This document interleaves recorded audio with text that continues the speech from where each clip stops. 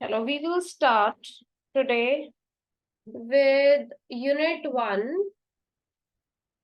Corporate personality है आपका meaning. वैसे बीकॉम के बुक्स में हो सकता है मीनिंग चैप्टर का नेम कुछ और हो। और एक मिनट पहले मुझे आवाज बताना, मैं अप डाउन कर रही थी, यहाँ पे दिख नहीं रहा अप हो रहा है या डाउन हो रहा है। आवाज आ रही है? एक जना अनम्यूट करना। अनुज, अनम्यूट करियो। Yes ma'am. अब आवाज प्रॉपर है कि स्लो है? मैम सही आ रही है बिल्कुल। बिल्कुल सही है। Yes ma'am. ठीक है, मुझे कम आ रही है अब। ठीक है, यस मैम। ओके ठीक है। चलो ठीक है, लेट्स स्टार्ट। देखो, कंपनी लॉ तुम्हें है अलग अलग नाम से। बीबीए में है रेगुलेटरी फ्रेमवर्क्स ऑफ कंपनी, और बीकॉम को है कंपनी लॉ के नेम से। मैंने इसके इंपॉर्टेंट क्वेश्चंस निकाल लिए हैं, हम उसको I will send you in the group. ठीक है, बट जो ये तुम्हें नोट्स दिए हैं सबको, that is also everything which is important and once or twice came in exam. ठीक है, तो स्टार्ट करते हैं। सबसे पहले हमने इसको कॉन्सेप्ट को स्टार्टिंग में पढ़ा हुआ है। कहाँ पढ़ा हुआ है? बिजनेस स्टडीज में पढ़ा था कि कंपनी क्या होती है। एक क्या होती है कंपनी? एक एसोसिएशन होती है ना, जिसके अंदर of many persons who contribute money, और money is worth to a common stock. तो ये मीनिंग को चार पांच तरीके से लिख दिया। हर कोई प्रेजेंटेशन में मीनिंग को एक पैराग्राफ लिखकर पॉइंटर्स लिखोगे। ठीक है, तो company is created by law and law alone can dissolve it. Dissolve कहां से होता है? By court. तो इसके क्वेश्चन आया कैरेक्टरिस्टिक्स का। पहले हम चार्ट बनाएंगे। चार्ट में हमने बोला सेपरेट लीगल आइडेंटिटी होती है, कि इसकी इंडिपेंडेंट एग्जिस्टेंस होती है, ये डिफरेंट फ्रॉम मेंबर्स होती है, ये अपने नाम पे प्रॉपर्टी बाय कर सकती है। तो इसमें सालमन वर्सेस सालमन का केस था। ठीक है, अनलिमिटेड लाइबिलिटी पॉइंट क्या है? Limited liability. लिमिटेड लाइबिलिटी में क्या है कि वो उतना ही पे करेगी जितना शेयर होल्डर्स का पेंडिंग अमाउंट था। सपोज शेयर होल्डर में 10 रुपीज पे 8 पेड अप है, तो 2 रुपीज ही हम उनसे मांग सकते हैं। सेपरेट प्रॉपर्टी, कंपनी अपने नाम पे सेपरेट प्रॉपर्टी बाय कर सकती है। परपेचुअल सक्सेशन, डेथ की वजह से कंपनी नहीं रुकती, चलती जाती है, it never dies. Transferability of shares, बड़े इजीली ट्रांसफर हो जाते हैं from one to another, freely transferable. फिर कॉमन सील होती है, जिसके अंदर एक स्टैंप होती है, ऑफिशियल सिग्नेचर होते हैं ऑफ द कंपनी। यही होता है सब। ठीक है, तो उसके बाद उन्होंने कहा कि देखो, सारे जब कैरेक्टरिस्टिक्स उठाए, उसने बोला sign in the name of a contract. यही है सील का मतलब, यही होता है कि एक सील होगी और साइन होएगा। ठीक है, कंपनी के पास कैपेसिटी टू स्यू है। बोलो सही है बात? ठीक है, और साथ में सेपरेट मैनेजमेंट होती है हर एक की, और इन कॉर्पोरेट एसोसिएशन होती है। इन कॉर्पोरेट एसोसिएशन क्या होती है? इसको एग्जिस्टेंस में लेके आना पड़ता है, रजिस्ट्रेशन इसकी करानी पड़ती है इन कंपनीज एक्ट 2013। और मिनिमम पर्सन रिक्वायर्ड कितने होते हैं? 7 in public company and 2 in private company. ठीक है, तो ये मेन कैरेक्टरिस्टिक्स का क्वेश्चन हो गया। कई बार कैरेक्टरिस्टिक्स से तुम्हें 4 पेज भरेंगे, 5वां नहीं भर पाएगा, तो तुम उसके साथ उसके एडवांटेजेस दे दोगे या डिसएडवांटेज दे दोगे, या फीचर्स। तो ये है, ये फीचर्स है कैरेक्टरिस्टिक्स ओनली। तो एडवांटेजेस में यही बता दिया कि आर्टिफिशियल लीगल है, लिमिटेड है, perpetual succession, trans infinite membership है, मोबिलाइजेशन ऑफ ह्यूज रिसोर्सेज। सारे रिसोर्सेज इंडिया के एडअप हो जाते हैं एक कंपनी में। जैसे रिलायंस के पास बहुत लोगों का पैसा है। कैसे? In the form of shares. Please mute करें जिसका अनम्यूट है, बच्चे नहीं हो। कैपेसिटी टू स्यू, है ना। कैपेसिटी टू स्यू का मतलब होता है कि कोर्ट में मैं एक रिलायंस कंपनी किसी और कंपनी के नाम पे केस डाल सकती है, बड़े आराम से किसी बंदे के नाम पे डाल सकती है, क्योंकि वो किसी को भी स्यू कर सकती है, क्योंकि उसकी लीगल आइडेंटिटी है। सिंपल सी बात। ठीक है, कंपनीज हमेशा क्या करते हैं? इनकॉर्पोरेशन की वजह से प्रोटेक्शन मिलती है किसको? क्रेडिटर्स। ठीक है, डिसएडवांटेज है, फॉर्मेलिटीज है, डिस्क्लोज करना पड़ता है, डाइवोर्स। कंट्रोल और ओनरशिप दो अलग लोगों के पास है। कंट्रोल किसके पास होता है? बताओ। कंट्रोल होता है बोर्ड ऑफ डायरेक्टर्स के पास, और ओनरशिप किसकी है? मेंबर्स की। ठीक है, शेयर होल्डर्स एंड मेंबर्स की। लॉस ऑफ प्रिवेसी, इसमें कोई प्रिवेसी नहीं रहती है कंपनी की, क्योंकि कंपनी जो चला रहे हैं उनको सब पता होता है, ठीक है। डिटेल्ड वाइंडिंग अप प्रोसीजर, इसको बंद करना आसान नहीं है। इतने लीगल केस स्टार्ट हो जाते हैं कि 20-25 साल एक कंपनी को बंद करने में लग जाते हैं। कंट्रोल बाय फ्यू, सबका पैसा बस 15-20 लोग संभाल रहे होते हैं। टैक्स बर्डन बहुत है, 30% टैक्स देना पड़ता है, पढ़ ही रहे हैं हम ये टैक्स के अंदर भी। पॉसिबिलिटी ऑफ फ्रॉड बहुत ज्यादा है। हर कंपनी के नाम पे ही आज तक देखना, जो हर्षद मेहता ने किया वो भी कंपनी के थ्रू ही किया, ठीक है। जो भी किंगफिशर ने किया वो भी कंपनी के थ्रू ही किया। तो ये सारे फ्रॉड बहुत ही इजी हो जाते हैं करने, ठीक है। देन उसके बाद next, lifting of corporate wheel. Corporate wheel क्या होता है? देखो मैंने फर्स्ट जो पूरा पेज भरा हुआ है ना, that is all the meaning. तुम्हारे लिए इनफ है, तुम्हारे लिए ये इनफ है, तुमने बुक से पढ़ने की जरूरत नहीं है। थोड़ा बहुत पढ़ लिया तो गुड है। But situations when corporate leave can be lifted, वो जो है, वो जहां मैं सिर्फ पॉइंटर्स लिख रही हूँ उसकी अंडरस्टैंडिंग दे रही हूँ, वो इसके अंदर वाला याद भी नहीं हो सकता भाई। इतना याद नहीं कर सकते हो तो क्या करोगे? आइडिया से लिखोगे। तभी आज की क्लास सिर्फ आइडिया देने की है कि गप लॉ में कैसे मारनी है, ठीक है। लिफ्टिंग ऑफ कॉर्पोरेट व्हील का मीनिंग क्या होता है? उसने बोला कि एक पर्दा होता है बिटवीन दी, जो लोग चला रहे हैं कंपनी और जो लोग कंपनी को देख रहे हैं। हम लोग पूरे इंडिया के लोग हैं, जो सिटीजन ऑफ इंडिया हैं, वो लोग रिलायंस को कैसे देख रहे हैं? रिलायंस को कैसे देख रहे हैं? As a company only. तो हमें उसके अंदर के लोग नहीं दिख रहे, नहीं दिख रहे ना, क्योंकि इसके बीच में क्या है? कर्टन है। इसके बीच में क्या है? कर्टन है, वेल है, दैट इज कर्टन, ठीक है। वेल को क्या बोलते हैं? Lifting of corporate curtain. तो इसमें ये कहते हैं कि देखो भाई, हमें कोई चिंता नहीं है, रिलायंस ने ये काम किया। हमें ये आता है ना न्यूज़पेपर में, ये तो नहीं आता रिलायंस के फलाने बंदे ने, ये वाले बोर्ड ऑफ डायरेक्टर ने ये काम किया, नहीं पता चलता ना। अब जब वो जानना जरूरी होगा तभी वो कर्टन उठाना जरूरी होगा, सही बात है। इसका मतलब ये देखना है, जब फ्रॉड होएगा कंपनी के नाम पे, तभी हर्षद मेहता का नाम आया। सत्यम के केस में किसका नाम आया? हर्षद मेहता का आया। क्यों? क्योंकि वो कर्टन उठाया गया और देखा गया अंदर झांक कर कि भाई कौन कर रहा है ये काम।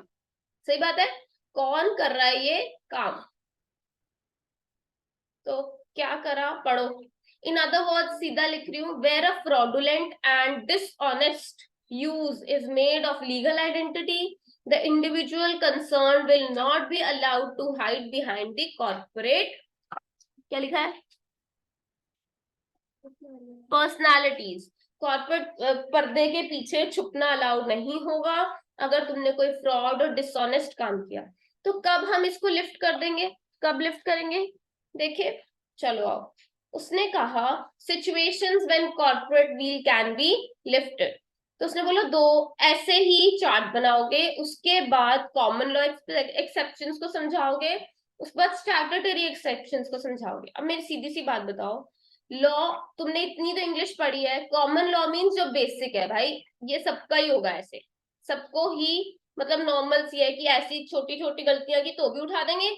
स्टैट्यूटरी होता है जो रूल्स कहते हैं, जो क्या कहते हैं? रूल्स। स्टैट्यूटरी का सेकंड नेम होता है रूल्स एंड रेगुलेशंस है, ठीक है। पहले करते हैं common law under judicial interpretation. Judicial interpretation means जब किसी कोर्ट में बात लगी है ना, तो जस्टिस ने, जो हमारे ऑनरेबल जज है, उन्होंने कॉर्पोरेट व्हील को उठा दिया। कब है? जब हमें डिटर्मिनेशन ऑफ कैरेक्टर, क्या होता है डिटर्मिनेशन ऑफ कैरेक्टर? ये सारे पॉइंटर्स यहाँ लिख लो। रीड फ्रॉम बुक ऑल्सो, मैं आइडिया दे रही हूँ सारा की मीनिंग क्या है। रीड फ्रॉम बुक, कर पढ़ना ही पढ़ना है। 5 सालों में 3 बार पेपर में आया हुआ है। और मैं एक चीज, किसी ने मेरे को ये कही ना, छुड़ाया क्या है दीदी ने, मेरी बात सुन लो, बुक खोलोगे ना 10 चीजें मिलेंगी इस कॉर्पोरेट व्हील के चैप्टर में। हमने क्या करनी है? सिर्फ स्टैट्यूटरी एक्सेप्शंस, ठीक है। ये मतलब when corporate wheel can be lift. तो पहला क्या है? डिटर्मिनेशन ऑफ कैरेक्टर होता है कि ये कंपनी का कैरेक्टर क्या है टूवर्ड्स इंडिया, एनिमी तो नहीं है। सही है बात। जैसे कि वो कंपनी के नाम पे हेल्प कर रही है पाकिस्तान, हमारी एनिमी कंट्री को। तो हमें उसका कैरेक्टर जानना पड़ता है कि उसने जो ऑब्जेक्टिव में काम लिखा है वो एक्चुअल में है या नहीं है, ठीक है। डन। उसके बाद where company is a sham or fraud, हमने जानबूझ के कंपनी बनाई है अपना पैसा इधर उधर ट्रांसफर करने के लिए। प्रिवेंशन ऑफ फ्रॉड, और क्या लिखा है, इम्प्रॉपर कंडक्ट। अब मुझे बताओ, प्रिवेंशन ऑफ फ्रॉड, अगर लग रहा है कि फटाफट की यार कोर्ट वालों को लग रहा है कि ये कंपनी बीच में बड़ी आ रही है, तो इसको चेक करो। तो एक फ्रॉड को प्रिवेंट करने के लिए हम कंपनी का कॉर्पोरेट व्हील उठा सकते हैं, कर्टन उठा सकते हैं। और अगर एक कंपनी ने कोई इम्प्रॉपर कंडक्ट किया, जीएसटी ऑफिशियल्स को चक्के बार मार दिया, एक इम्प्रॉपर कंडक्ट है, कोई भी हो सकता है इम्प्रॉपर कंडक्ट, तो उसके अंदर हम क्या करेंगे, कॉर्पोरेट व्हील उठा लेंगे। Company acting as a agent of shareholder, company को बोर्ड ऑफ डायरेक्टर्स ने चलाना होता है, ना कि शेयर होल्डर्स ने। तो वो अगर उसका एक्ट करती है तो वो गलत हो जाता है। क्यों? क्योंकि फिर वो सिर्फ अपना सोचेगी, क्रेडिटर्स का नहीं सोचेगी। ठीक है। उसके बाद प्रोटेक्शन ऑफ रेवेन्यू, कई बार हमें रेवेन्यू सेव करना होता है। अवॉइडेंस ऑफ वेलफेयर लेजिस्लेशन, कोई वेलफेयर लेजिस्लेशन है जैसे कि 18 ईयर चाइल्ड से नीचे वाला बच्चा काम पे नहीं रख सकते हो, ये क्या एक वेलफेयर लेजिस्लेशन है, वो अवॉइड करी जा रही है कंपनी, बार बार तोड़ी जा रही है। हाँ, तो जब केस फाइल होएगा तो कंपनी के नाम पे, इसका मतलब पीछे कोई बंदा है वो गलत कर रहा है काम, तो वो क्या है, लिफ्टिंग ऑफ कॉर्पोरेट व्हील हो जाएगा। Punishment of contempt of court, कई बार कोई कोर्ट ने पनिशमेंट देनी है, ठीक है, उसने कोई गलत काम किया तो कंपनी को थोड़ा ना मिलेगा पनिशमेंट, किसको मिलेगा, जो बंदा वहां रिप्रेजेंट कर रहा होगा। कंटेम्प्ट ऑफ कोर्ट होता है कि कोर्ट की बात ना मानना। ठीक है, जैसे कि एक तरफ से कोर्ट ने नोटिस भेजा कंपनी को, कोई रिप्लाई नहीं कर रहा, किसको चकेंगे? कोर्ट ने अगर अकॉर्डिंग टू लॉ एक एम्प्लॉय के रिलेटेड आपको क्या भेजा है, नोटिस भेजा है कि आप एम्प्लॉय का पीपीएफ नहीं काट रहे, या एम्प्लॉय का ये नहीं कर रहे, या आपने वेलफेयर लेजिस्लेशन, कोई बच्चा लगाया हुआ एम्प्लॉयमेंट पे झाड़ू पोछे के लिए, ठीक है, तो क्या होएगा, कोर्ट ने नोटिस भेजा कि आओ एक्सप्लेन करो, ठीक है, तो एचआर का हेड का जिम्मेवारी है, तो एचआर ने कोर्ट को कंटेम्प्ट किया, अब देखना तो पड़ेगा एचआर कौन है, तो वो कॉर्पोरेट व्हील हटाना पड़ेगा, तो एचआर को पकड़ना पड़ेगा। अगर टैक्स में बार बार घपले हो रहे हैं, जैसे हर्षद मेहता ने किया था, शेयर मार्केट हिलाई थी उसने, हर्षद मेहता को देखना पड़ा था अंदर से, तो वो कौन था, कंपनी का बोर्ड ऑफ डायरेक्टर जो कि फाइनेंस संभाल रहा था। ठीक है, आगे ascertaining true nature of transaction if fraud, समझ रहे हो, अगर मेरे को ट्रांजेक्शन एक पता चल गई, पकड़ी गई, आरबीआई सारी इंटरनेशनल ट्रांजेक्शन पकड़ लेती है, ठीक है, कोई इंपोर्ट एक्सपोर्ट की ट्रांजेक्शन पकड़ ली, वो उसकी नेचर समझने के लिए कि ये बंदा कंपनी के थ्रू कर क्या रहा है, वो बंदे को तो देखना पड़ेगा ना, जब वो बंदा हमने ढूंढना है ना, तो हमें कर्टन हटाना पड़ेगा। उसके बाद डिटर्मिनेशन ऑफ टेक्निकल कॉम्पिटेंस, की टेक्निकल कॉम्पिटेंस कंपनी की कैसी है, टेक्निकली ये पॉइंट्स बढ़ाए हुए हैं अब बस, ठीक है। Formation of subsidiary company to act as agent, जानबूझ के हमने एक सब्सिडरी बना लिया, रिलायंस अपने नाम पे कुछ गलत काम करेगी तो बहुत गलत रेपुटेशन पे असर पड़ेगा। अब गलत तो करना ही है, कोई ना, हर कोई करता है, देखो सीधी सी बात है, करना ही है कहीं ना कहीं से तो पैसे से, तो उसने एक सब्सिडरी बनाई, उसके नाम से करा।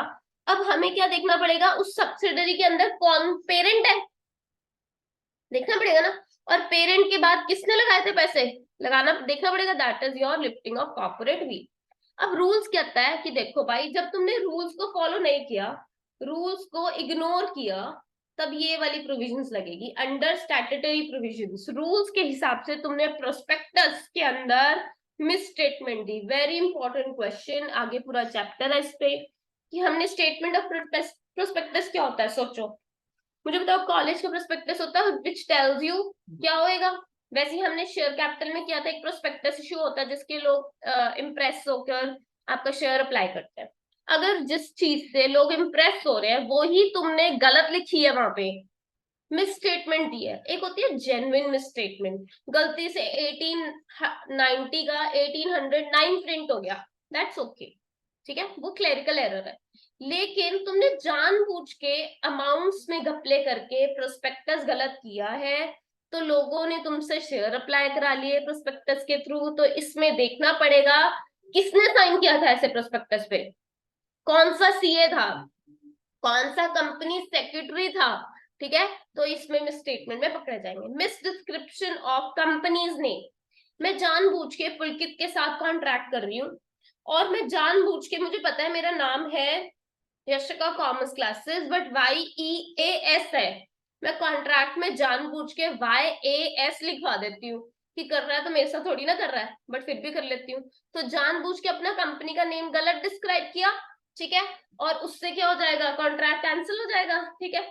लेकिन अब सामने जब बैठे होंगे तो कोर्ट तो बोलेगा ना कि तूने गलत किया, कोर्ट तो सही का साथ देगा, तो पुलकित का साथ देगा, मेरा थोड़ा ना साथ देगा, ठीक है। अब failure to refund application money, भाई एक तो उसको शेयर नहीं दिए तुमने, ऊपर से एप्लीकेशन मनी भी वापस नहीं करी, गलत है। हम फर्स्ट स्टेज पे एप्लीकेशन मनी रिफंड कर देते हैं इसीलिए शेयर चैप्टर के अंदर, ठीक है। और इसका बैलेंस शीट में अलग से हेड भी है इसीलिए, पेंडिंग अलॉटमेंट वाली application money. Investigation of ownership of the company, कहीं ओके। एक बंदा, यस, कोई बोला बीच में, कोई डाउट है, कोई डाउट है तो प्लीज चैट पे लिखते रहो, मैं रीड कर लूंगी, ठीक है।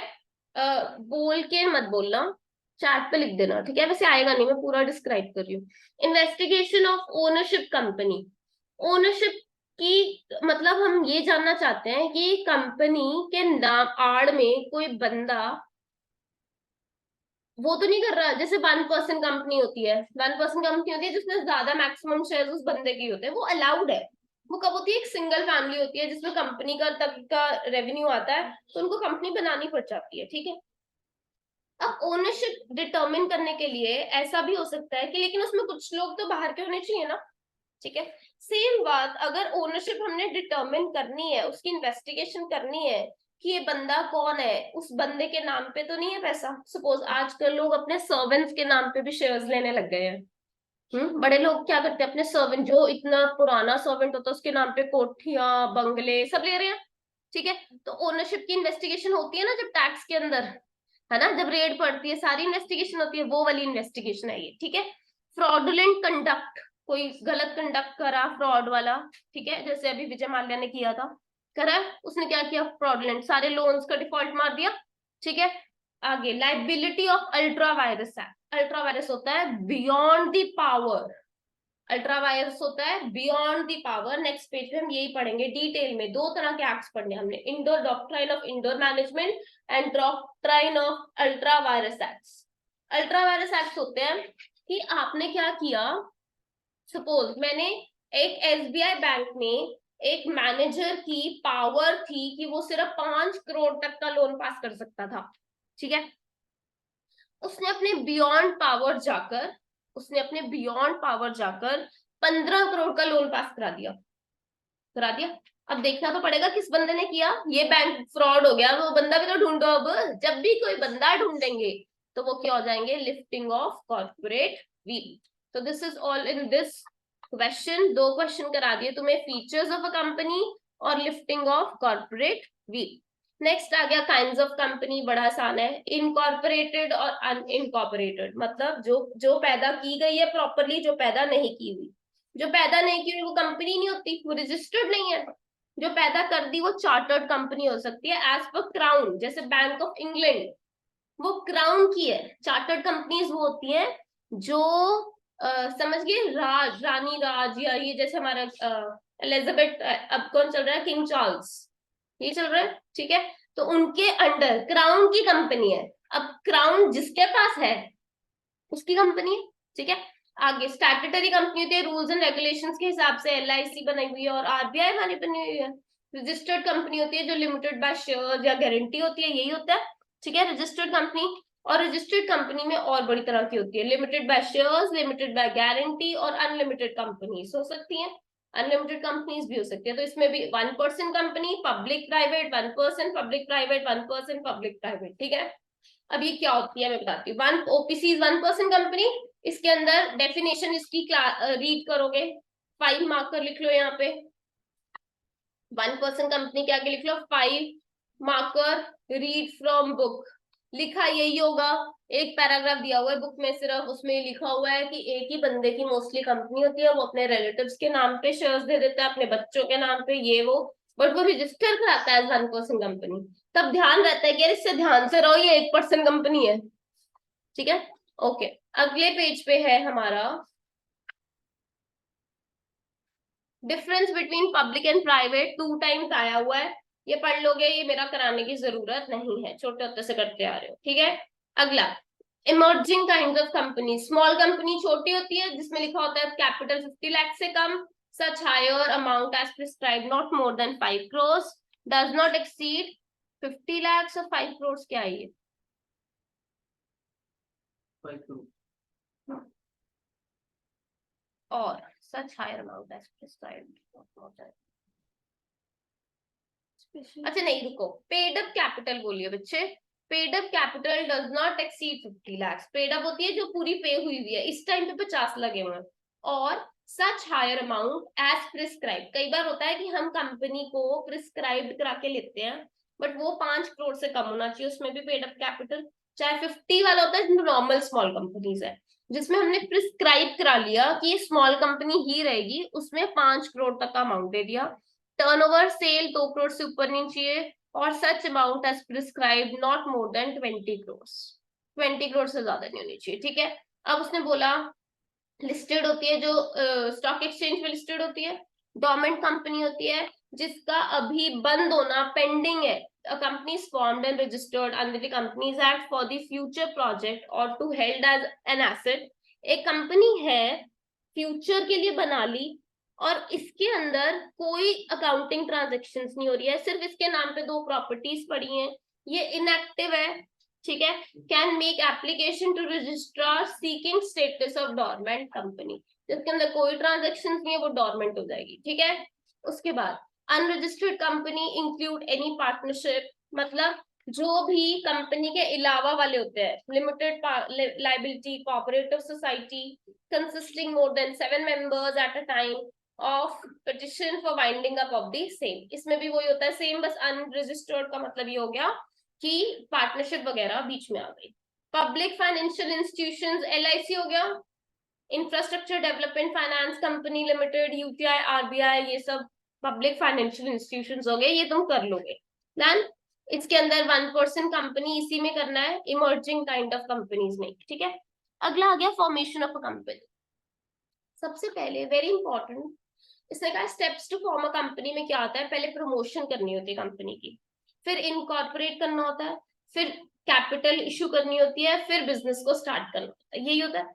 Private company can start after step 1 and 2, लेकिन ऑब्वियसली 1 and 2 के बाद जो शेयर इशू करने होते हैं वो पब्लिक कंपनी नहीं करने होते हैं, तो प्राइवेट ने करने नहीं होते. तो it can go all through 4 steps. Public को चारों स्टेप पूरे करने पड़ते हैं, प्राइवेट को 1 और 2 करना पड़ता है. डन. तो प्रमोटर कौन होता है? जिसने प्रोस्पेक्टस इशू करता है, who has been named as much as in prospectus or is identified by the name in the annual return, who has control over the affairs of the company in accordance with their advice, directions, instructions. Promoter brings the company into, ये कौन होता है? Mother of the company, ये इसको birth देता है. ठीक है. प्रमोटर फंक्शंस क्या होता है? इसको आइडिया ढूंढना है ना. किसी ने ढूंढना आइडिया, धीरू भाई अंबानी ने ढूंढा था आइडिया, फिर डिटेल्ड इन्वेस्टिगेशन करेगा, ऐसे थोड़ा ना स्टार्ट कर देगा. रिसोर्सेस इकट्ठे करेगा, डॉक्यूमेंट्स बनाएगा, preliminary means before starting of the company वाले डॉक्यूमेंट्स इकट्ठे करेगा. Entering into preliminary contracts, 5 marks में प्रीलिमिनरी कॉन्ट्रैक्ट्स आया हुआ है, वो कहता है प्रीलिमिनरी कॉन्ट्रैक्ट्स होते हैं जो इनकॉर्पोरेशन से पहले किए थे. जैसे कि सपोज एक हम बहुत बड़ी रियल एस्टेट कंपनी है, हमने एक लैंड ले ली और हम रियल एस्टेट कंपनी का पहला प्रोजेक्ट कर रहे हैं. ठीक है. आइडिया डिस्कवर कर लिया कि यहाँ बनाएंगे फ्लैट्स होमलैंड की तरह. उस पर इन्वेस्टिगेशन करी कि यहाँ पे बन सकते हैं कि नहीं, कितने फ्लोर्स बन सकते हैं, कोई प्लेन का रौला तो नहीं पड़ेगा. पड़ता है ना हाई स्काई एरियाज में, हाई स्काई बिल्डिंग्स पे हमेशा प्लेन का रौला रहता है. ठीक है. उसके बाद रिसोर्सेस इकट्ठे करेगा, लैंड कहाँ खरीदनी है, वो डॉक्यूमेंट्स प्रिपेयर कराएगा कि यहाँ पे पावर की सप्लाई कहाँ से है, वाटर सप्लाई कैसे है, सीवेज सप्लाई कैसे है. प्रीलिमिनरी कॉन्ट्रैक्ट्स में आएगा कि ये वाली लैंड के बयाना पकड़ाएगा, ये सब होएगा. कंपनी का नाम रखेगा और banker, broker, solicitors and underwriters को इकट्ठा करेगा, ये करेगा. ठीक है. उसके बाद उसने बोला उसकी लीगल पोजीशन क्या है. उसने बोला ये फिड्यूशरी पोजीशन पे होता है. किस पे होता है? फिड्यूशरी पोजीशन पे होता है. They have in their hands in creation and molding of the company. They have the power of defining how, when, and in what shape and under what supervision it shall come into existence and begin to act as a trading corporation.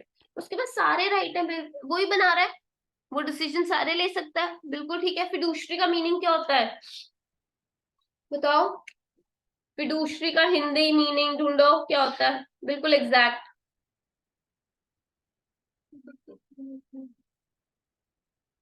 फिडुशरी का meaning होता है involving trust, उसके पास trust position है पूरी, उस पे भरोसा है लोगों को, हम लोगों को जो उसके पीछे लगे हैं, ट्रस्ट पोजीशन, ठीक है।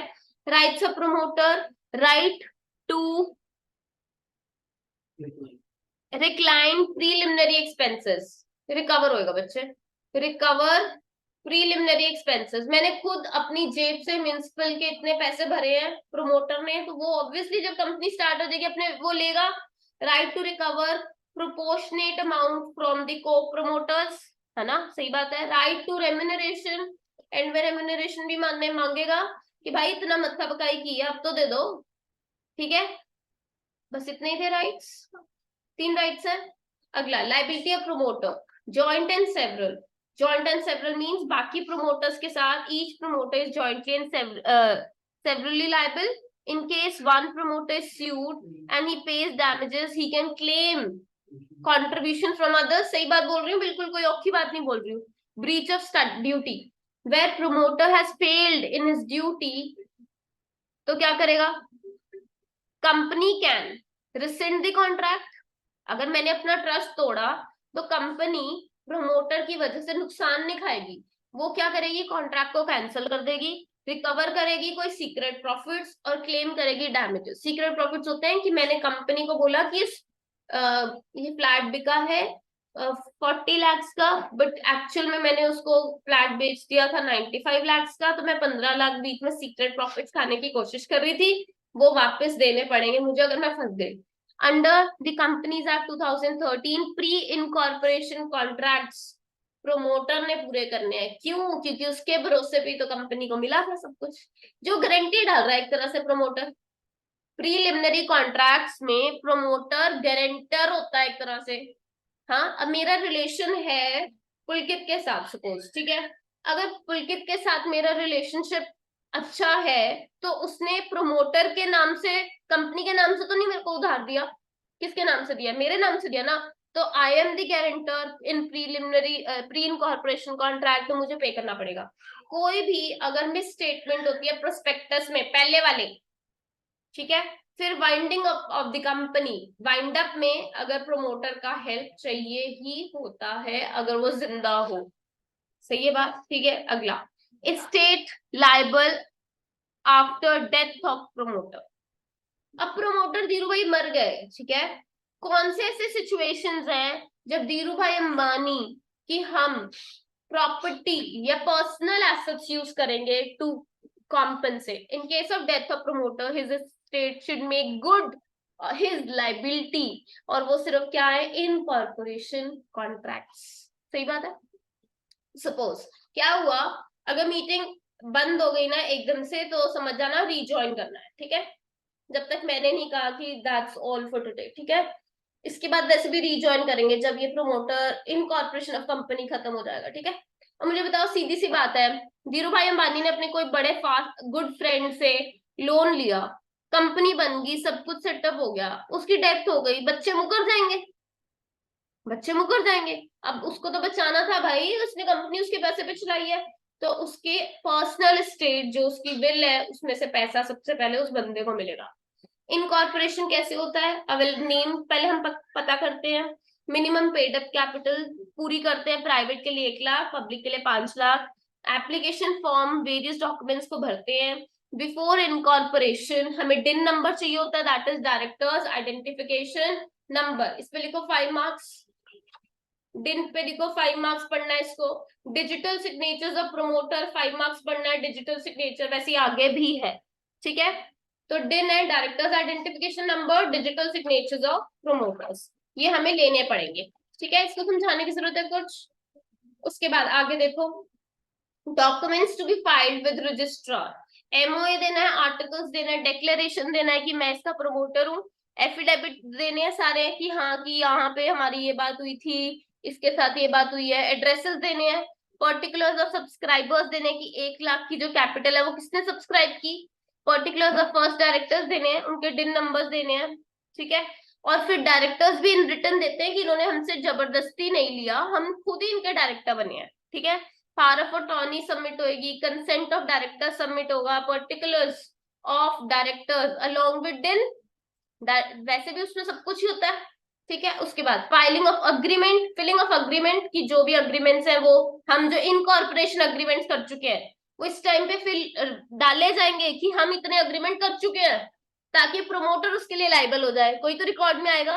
Notice of registered address must be made, कौन सा एड्रेस है। स्टैट्यूटरी डिक्लेरेशन ऑफ कंप्लायंस की हाँ डिक्लेरेशन हम खुद देते हैं कि I assure you everything is complete by signatures of CA, advocate of supreme और हाई कोर्ट।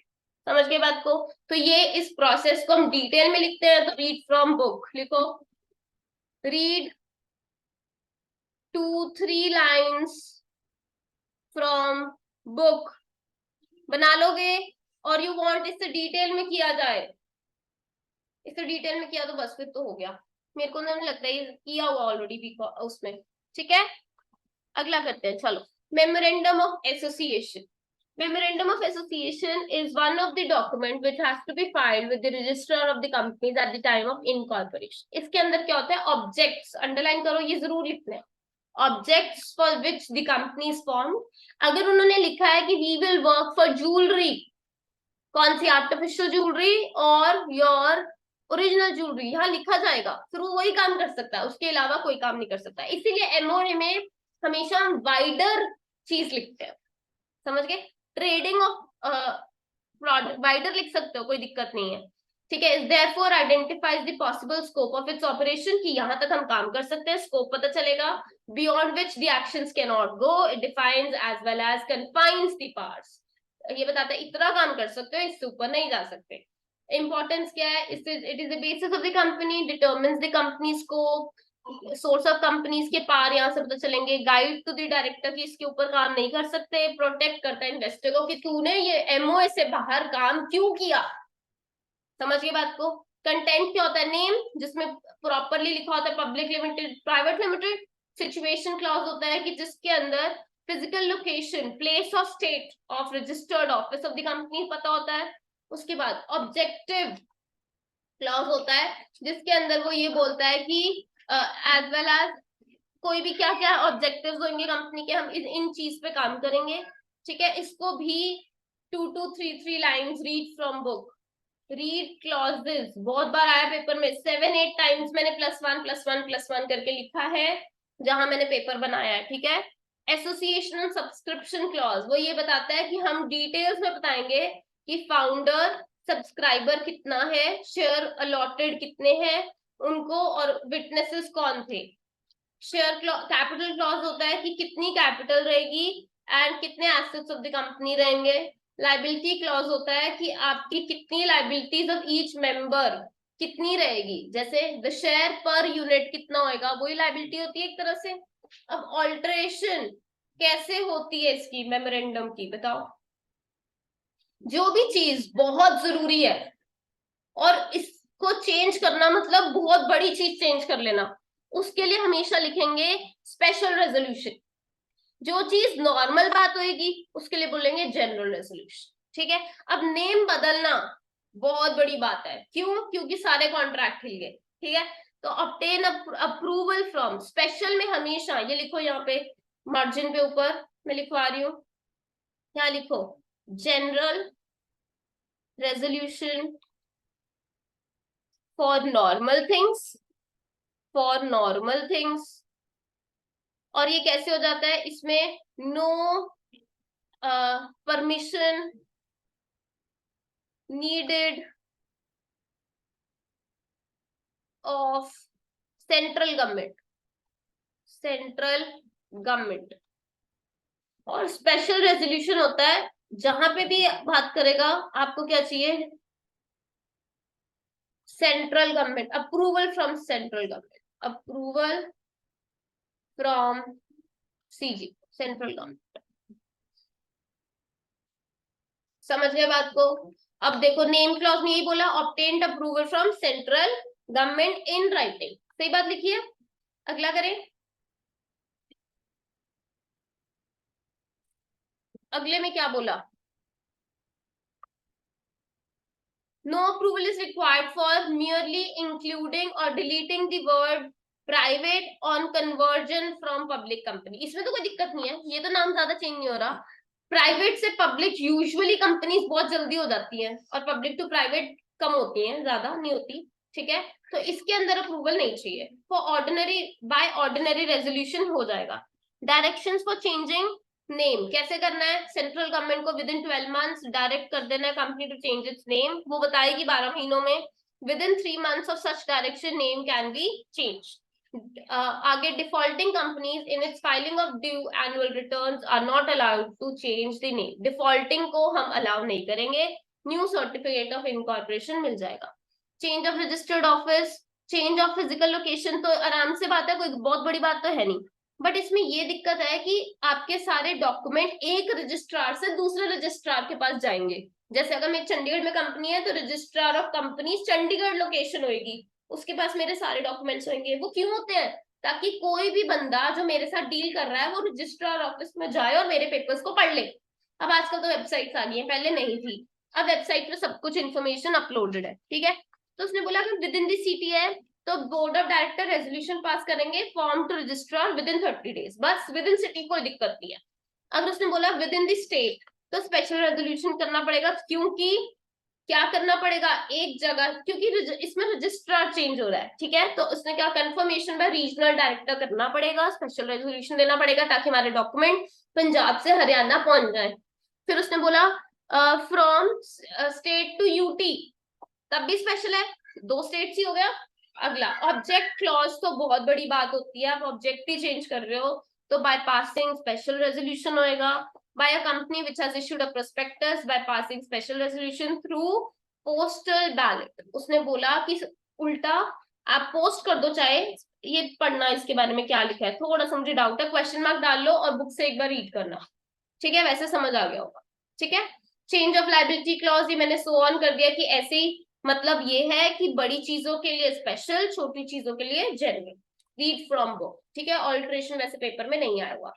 ठीक है, अब नाउ एवरीवन रीजॉइन।